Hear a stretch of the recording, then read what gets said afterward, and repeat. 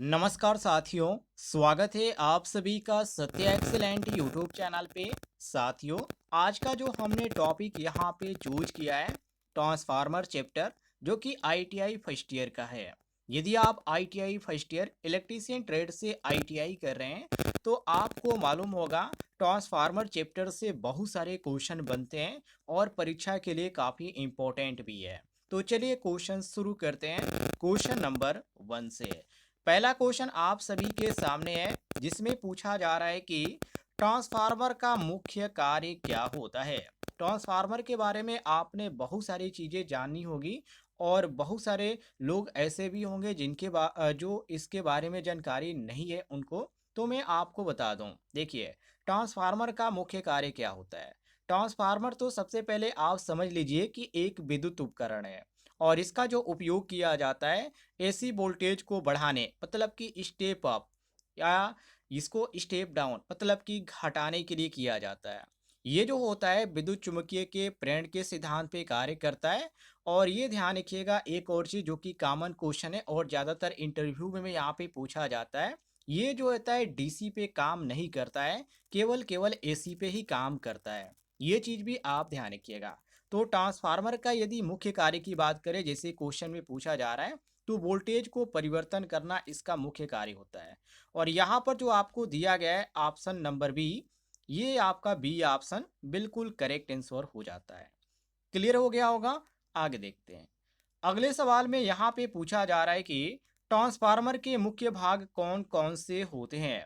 Transformer में primary winding भी होता है, सेकेंडरी वाइंडिंग भी होता है और इसमें लॉस भी होता है जो कि कोर लॉस होता है। तो ये भी आपका होता है, ये ध्यान रखिएगा। तो हमारे सभी ऑप्शन क्या है, बिल्कुल सही है। देखिए, प्राइमरी जो वाइंडिंग होता है इसमें इनपुट वोल्टेज जो होता है वो प्राप्त होता है, और जो सेकेंडरी वोल्टेज होता सेकेंडरी जो वाइंडिंग होती है इसमें आउटपुट वोल्टेज प्रदान करती है। ये ध्यान रखिएगा, मतलब कि ये दूसरी तरफ यहाँ पे प्रदान किया जाता है। और जो लौह कोर होता है जो कि यहाँ पे सी ऑप्शन में दिया गया है, ये जो होता है चुंबकीय फ्लक्स को प्रसारित करता है, जिससे वोल्टेज का परिवर्तन होता रहता है। और यहाँ पर जो आपका सही दिया गया है डी ऑप्शन उपयुक्त सभी। क्लियर हो गया होगा। आगे देखते हैं अगले सवाल को। अगले सवाल में साथियों पूछा जा रहा है कि ट्रांसफार्मर का कार्य किस सिद्धांत पे आधारित होता है, मतलब कि ये किस सिद्धांत पे कार्य करता है। तो ट्रांसफार्मर जो होता है ये फैराडे का विद्युत चुम्बकीय प्रेरण के नियम पे कार्य करता है। मतलब आप ऐसे कह सकते हैं कि ट्रांसफार्मर फैराडे के विद्युत चुम्बकीय प्रेरण अर्थात इलेक्ट्रोमैग्नेटिक इंडक्शन के सिद्धांत पे कार्य करता है। और जब प्राथमिक कुंडली में जो प्रत्यावर्ती धारा होती है जिसको हम एसी करंट बोलते हैं, जब प्रवाहित होती है तो चुंबकीय क्षेत्र उत्पन्न होता है, जो लौ कोर से होकर सेकेंडरी कुंडली तक पहुंचता है और उसके बाद वोल्टेज प्रेरित करता है। ये इसका यहाँ पे कार्य है। अब यहाँ पे ट्रांसफार्मर की बात किया गया कि ये किस कार्य किस सिद्धांत पे आधारित है, तो ये फैराडे के विद्युत चुम्बकीय प्रेरण के नियम पर। और ऑप्शन में जो आपका सही दिया गया है वो ऑप्शन यहाँ पर बी दिया गया है। तो बी साथियों आपका करेक्ट आंसर हो जाएगा। आगे देखते हैं अगले सवाल को। अगले सवाल में पूछा जा रहा है कि यदि ट्रांसफार्मर का टर्न्स रेशियो एनपी अपान एनएस दो संबंधी एक है तो यह कैसा ट्रांसफार्मर होगा। वेरी वेरी इंपॉर्टेंट क्वेश्चन है। देखिए, टर्न रेशियो दिया गया है, जो कि रेशियो निकालने का जो सूत्र भी होता है वो आपका एनपी अपान एनएस होता है। अब यहाँ पर दे दिया गया है जो कि दो संबंधी एक का दिया गया है। तो देखिए, एनपी मतलब कि प्राइमरी टर्न जिसको बोलते हैं, और जो एनएस यहाँ पर दिया गया है, इसको बोलते हैं यहाँ पर साथियों और सेकेंडरी टर्न्स ये होता है। तो यहाँ पे इसके द्वारा क्या किया जाता है, वोल्टेज बढ़ता भी है और घटता भी है। अब इसमें ये पूछा जा रहा है कि यदि एन अपान एन एस बराबर दो संबंध एक है तो ट्रांसफार्मर कैसा होगा। देखिए, इसमें क्या होता है, एन पी ग्रेटर देन यदि एन एस है, मतलब कि आप इस तरह आप ध्यान रखिएगा, यदि एन पी इस तरह ग्रेटर देन यदि एन एस है तो उस समय जो होगा ये स्टेप डाउन ट्रांसफार्मर होगा। लेकिन यदि यहाँ पर एरो जो इस तरह हो जाता है तो उस समय ये स्टेप अप ट्रांसफार्मर हो जाता है। और जहाँ पर यहाँ पर संबंधी में यदि दिया गया है तो आप यहाँ पे एन पी बराबर आप इसको जब लिखेंगे, मैं यहाँ पर आपको बता देता हूँ। देखिए, जब आप इसको एन पी बराबर दो लिखेंगे और यहाँ पर एन एस बराबर 1 लिखेंगे तो यहाँ पर इसका अर्थ ये हुआ कि आउटपुट वोल्टेज जो होगा वो इनपुट से आधा है, तो इसलिए स्टेप डाउन ट्रांसफार्मर होगा। ये क्लियर हो गया।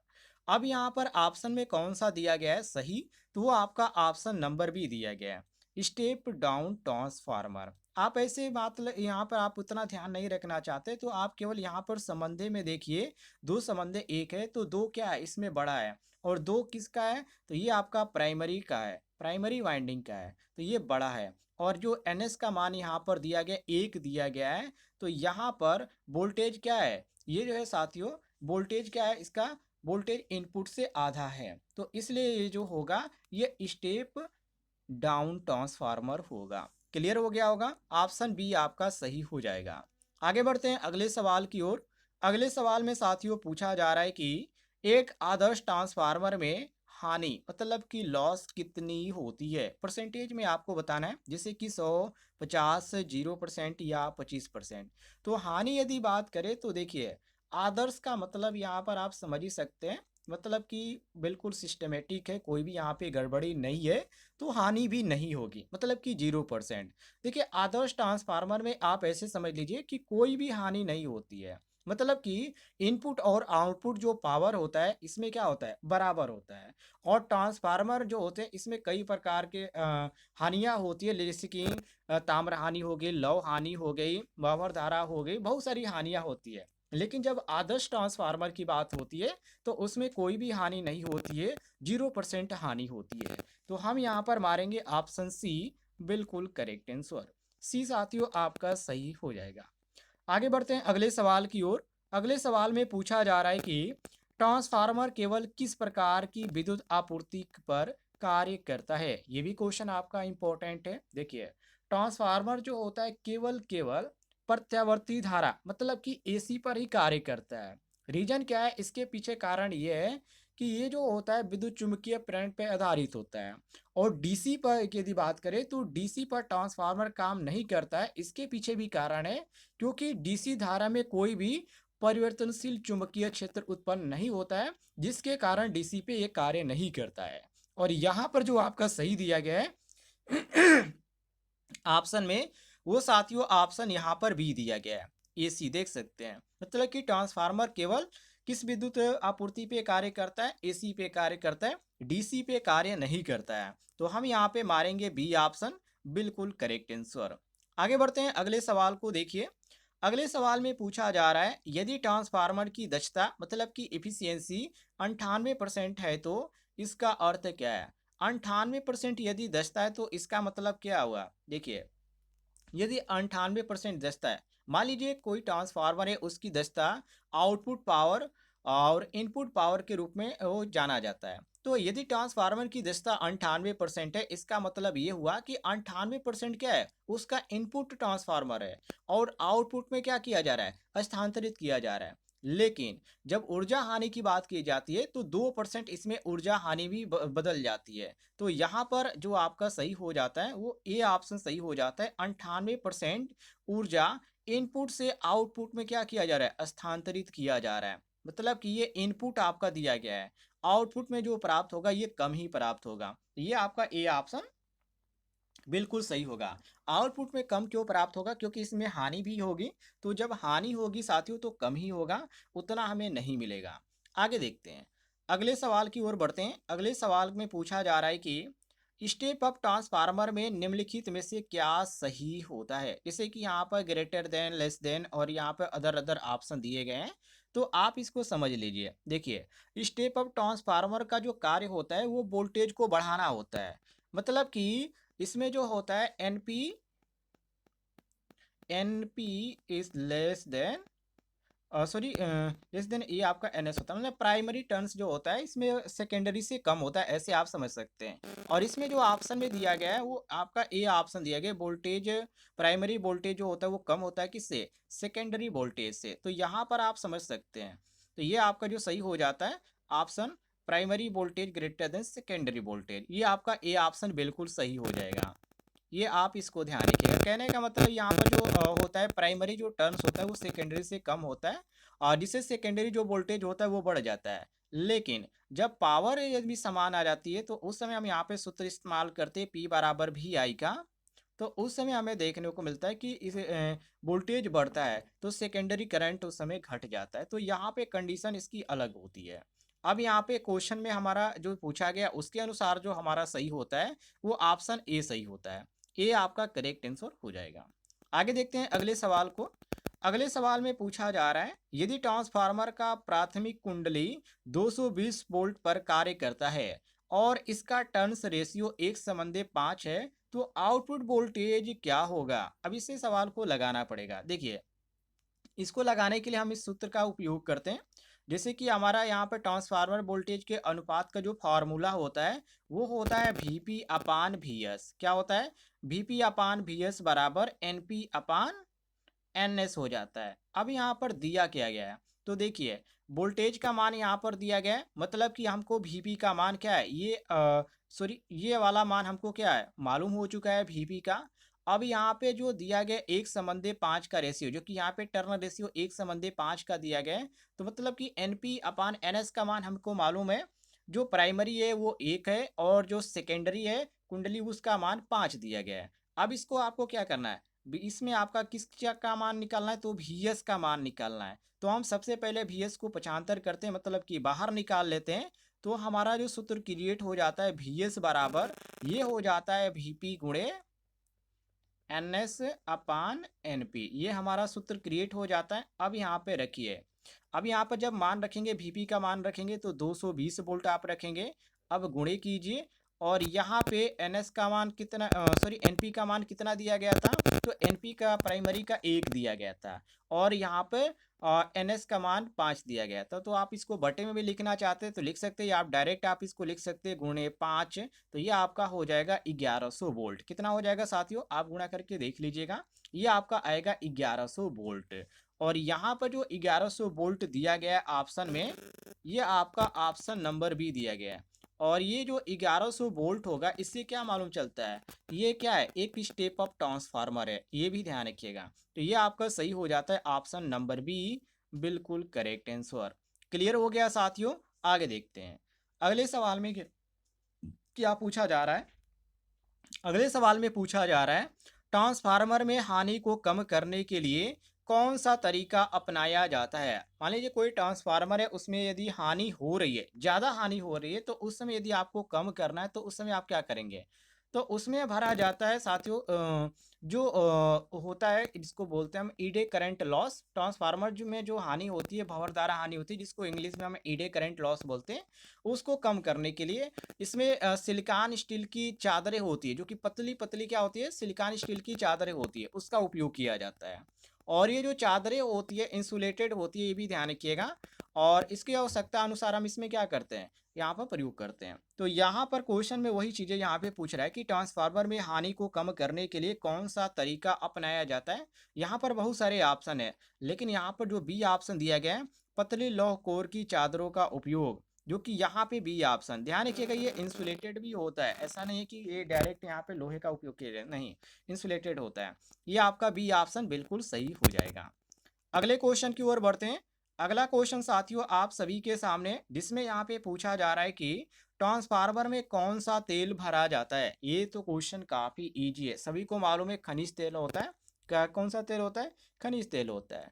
तो ट्रांसफार्मर में खनिज तेल भरा जाता है, जो कि ये जो होता है ये किस लिए किया जाता है, तो इंसुलेशन जो होता है वो प्रदान करता है, जिसके लिए यहाँ पर किया जाता है। और एक और भी चीज़ होता है, ट्रांसफार्मर को ठंडा करने में भी मदद करता है, ये ध्यान रखिएगा।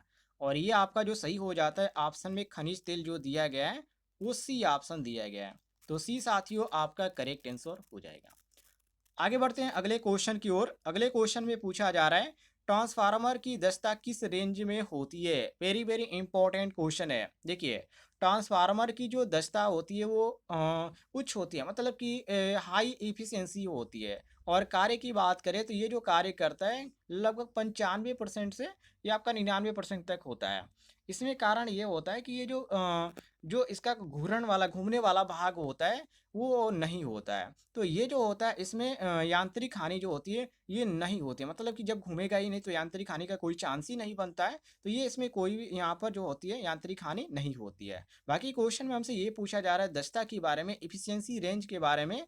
तो यहाँ पे साथियों हमारा 95 से 99 जो दिया गया है ये ऑप्शन डी दिया गया है। तो हम डी ऑप्शन करेक्ट आंसर मारेंगे।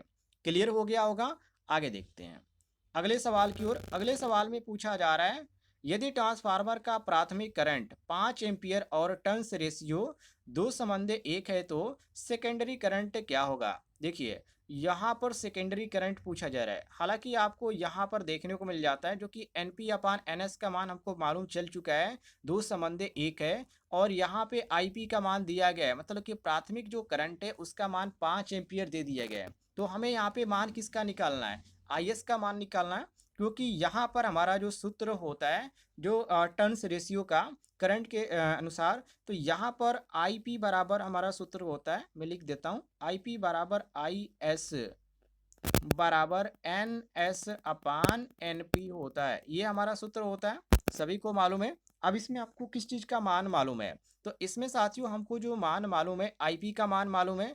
आई पी का मान 5 एम्पियर दिया गया है और 2:1, मतलब कि दो जो यहाँ पर दिया गया एन एस का मान दिया गया है और एक जो यहाँ पे एन पी का मान दिया गया है। तो हमको आई एस का मान निकालना है, तो हम यहाँ पे आई एस को पहले बाहर कर देते हैं। तो जब साथियों आप आई एस को बाहर निकालेंगे तो ये हमारा हो जाएगा आई पी गुणे N P upon N S, ये हमारा सूत्र हो जाएगा।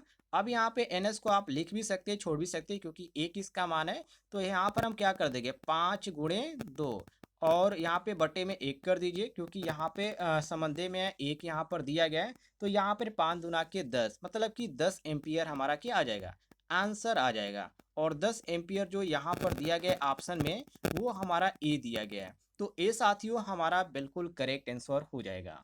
क्लियर हो गया होगा। आगे बढ़ते हैं अगले सवाल को देखते हैं। अगले सवाल में क्या पूछा जा रहा है, अगले सवाल में यहाँ पे पूछा जा रहा है कि एक ट्रांसफार्मर में मुख्य रूप से कौन कौन सी हानियां होती है। तो मैंने शायद पिछले क्वेश्चनों में भी आपको बताया था, इसमें ताम्र हानि होती है, लौह हानि होती है और इडे करंट लॉस होता है। तो ये सारी हानियां होती है, मतलब कि यहाँ पे जो ऑप्शन में दिए गए ताम्र, लौह और भंवर धारा ये सभी हानियां होती है। तो हम यहाँ पे डी ऑप्शन बिल्कुल करेक्ट आंसर मारेंगे। क्लियर हो गया होगा। आगे बढ़ते हैं अगले सवाल में क्या पूछा जा रहा है। अगले सवाल में साथियों यहाँ पे पूछा जा रहा है ऑटो ट्रांसफार्मर में क्या विशेषता होती है, माने ऑटो ट्रांसफार्मर में जो विशेषता होती है वो क्या होती है।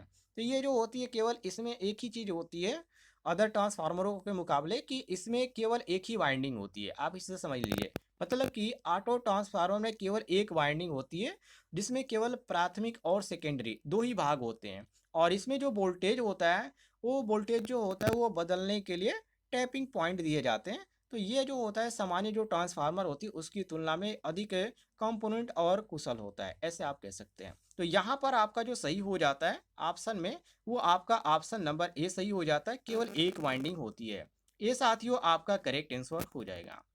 आगे बढ़ते हैं अगले सवाल की ओर। अगले सवाल में साथियों यहाँ पे पूछा जा रहा है कि ट्रांसफार्मर की वाइंडिंग में उपयोग होने वाली सामग्री कौन सी है। अब यहाँ पे सामग्री में एल्युमिनियम दिया गया, तांबा दिया गया है और यहाँ पे लौह के तार दिए गए हैं, लोहे के तार, और यहाँ पे सिल्वर दिया गया है। तो देखिए ट्रांसफार्मर की वाइंडिंग में तांबा भी होता है जो कि इसका उपयोग किया जाता है। रीजन इसका ये होता है कि ये जो होता है विद्युत चालकता होती है, मतलब कि इलेक्ट्रिकल इसमें कंडक्टिविटी होती अधिक होती है। तो इसमें ताम्र हानि जो होती है वो कम होती है और जो इसकी इफिशियंसी होती है, जो दक्षता होती है उस समय बढ़ जाती है। तो कुछ सस्ते ट्रांसफार्मर में एल्युमिनियम भी उपयोग किया जाता है, ऐसा नहीं है। लेकिन यहाँ पे यदि अच्छी यहाँ पे बात करें, अच्छे तरह के ट्रांसफार्मर जो होते हैं उसमें जो होते हैं तांबा का ही प्रयोग किया जाता है। और तांबा जो यहाँ पे ऑप्शन में दिया गया है ऑप्शन नंबर भी दिया गया है। देखिए यहाँ पे जो बात किया गया है कि ट्रांसफार्मर की वाइंडिंग में उपयोग होने वाली सामग्री कौन सी है, तो उपयोग में जो लाई जाती है वो तांबा ही लाई जाती है। हालांकि एल्युमिनियम का भी प्रयोग किया जाता है, लेकिन अच्छे कंडीशन में अच्छे तरीके से और सही यहाँ पे जो ट्रांसफार्मर का जो रूल है, जो यहाँ पे इलेक्ट्रिशियन रूल है उसके अनुसार हम तांबा का प्रयोग करते हैं, ये ध्यान रखिएगा। आगे बढ़ते हैं अगले सवाल की ओर। अगले सवाल में पूछा जा रहा है ट्रांसफार्मर में हिस्टेरिसिस हानि किस कारण होती है। मतलब कि ये हानि होने के पीछे कारण क्या होता है? तो चुंबक कोर होता है। मतलब कि हिस्टैरिसीस हानि जब होती है, जब ट्रांसफार्मर की कोर जो होता है वो बार-बार चुंबकित होता है, तो उस समय जो होता है साथियों ये आपकी हानि होती है। ये ध्यान रखिएगा। और ये आपका जो होता है ऑप्शन में जो दिया गया है, उसी ऑप्शन देखिए चुंबकीय कोर बार-बार चुंबकित और अभिचुंबकित होता है, जिसके कारण ये आपकी हानियाँ होती है। सी ऑप्शन आपका करेक्ट आंसर हो जाएगा। क्वेश्चन नंबर देखते हैं 18 को, जिसमें पूछा जा रहा है कि यदि ट्रांसफार्मर का टर्न्स अनुपात 1:3 है। कितना है साथियों? 1 यदि 3 है और इनपुट वोल्टेज 100 वोल्ट है, तो आउटपुट वोल्टेज कितना होगा? ये भी सवाल उसी प्रकार है जैसे कि मैंने पिछले सवालों में बताया था, NP अपान VS बराबर NP अपान NS से निकालिएगा। इसमें VS का मान आपको निकालना है, तो हमारा सूत्र जो होता है वो आप मैं डायरेक्ट लिख देता हूँ, आप इसको ध्यान रखिएगा। वैसे सूत्र जो होता है वो आपका VP अपान VS बराबर NP/NS हो जाता है। ये हमारा सूत्र हो जाता है। तो इसमें हमको किस चीज़ का मान मालूम है? 1:3 मतलब कि NP/NS का मान यहाँ पर हमको मालूम है। और यहाँ पे 100 वोल्ट दिया गया है, तो 100 वोल्ट किसका दिया गया? VP का मान दिया गया। यहाँ पर VP का मान दिया गया, तो हमको VS का मान निकालना है। तो VS को हम बाहर निकालते हैं। तो जैसे आप VS को बाहर निकालेंगे, 75 करेंगे, तो उस समय VS बराबर हो जाएगा VP गुणे NP हो जाएगा। तो VP का मान हमको 100 वोल्ट मालूम है, तो यहाँ पर हम 100 लिख देंगे गुणे, और यहाँ पे हम 3 लिख देंगे, या आप इसको 3/1 भी लिख सकते हैं अपने अनुसार जैसे आप लिखना चाहें, क्योंकि यहाँ पर 1 दिया गया है। या आप डायरेक्ट यहाँ पर 3 भी लिख सकते हैं, क्योंकि एक यहाँ पर कोई इसका लेना देना नहीं है। तो ये आपका आ जाएगा 300 वोल्ट। तो ये जो 300 वोल्ट आएगा ये सेकेंडरी वोल्टेज आएगा, ध्यान रखिएगा। और ये आपका जो दिया गया है ऑप्शन में, ये आपका 300 वोल्ट ऑप्शन ए दिया गया है। ये आपका ए ऑप्शन सही हो जाता है। क्लियर हो गया होगा साथियों। आगे बढ़ते हैं। अगले सवाल में क्या पूछा जा रहा है? अगले सवाल में पूछा जा रहा है ट्रांसफार्मर की पावर रेटिंग किस में मापी जाती है? ये क्वेश्चन काफी इंपॉर्टेंट है। देखिए, ये केवीए में नापी जाती है, मतलब किलो वोल्ट एम्पियर में। ट्रांसफार्मर की जो पावर रेटिंग होती है वो किलो वोल्ट एम्पियर में मापी जाती है, ध्यान रखिएगा। और ये आपका जो सही दिया गया है वो आपका ऑप्शन नंबर बी दिया गया है। बी ऑप्शन इसका बिल्कुल करेक्ट आंसर हो जाता है। अगला क्वेश्चन है क्वेश्चन नंबर 20, जिसमें पूछा जा रहा है आयल कूल ट्रांसफार्मर में तेल का उपयोग क्यों किया जाता है? मतलब तेल का उपयोग तो किया जाता है, सभी को मालूम है, लेकिन कारण क्या होता है इसका उपयोग करने का? तो वाइंडिंग को ठंडा करने के लिए इसमें तेल का उपयोग किया जाता है। मतलब ट्रांसफार्मर का जो मुख्य कार्य होता है ट्रांसफार्मर आयल में का, वो होता है शीतलन, मतलब कि कूलिंग और इंसुलेशन प्रदान करना। वाइंडिंग में जब गर्मी होती है, जब हीटिंग होती है, तो उस समय गर्मी को अवशोषित करता है ये, और ठंडा करने में मदद करता है। तो ये हमारा जो सही हो जाता है वो ऑप्शन ए सही हो जाता है। ये साथियों आपका करेक्ट आंसर हो जाएगा। तो इस वीडियो में मैंने यहाँ पे 20 क्वेश्चन ही कवर किया था। यदि आपको जानकारी पसंद आई होगी और ऐसी आप डेली पढ़ना चाहते हैं, तो इस वीडियो के नीचे आपको एक बटन दिख रहा होगा सब्सक्राइब वाला, उसे जरूर दबाइएगा। इस तरह की वीडियो आपको मिलती रहेगी।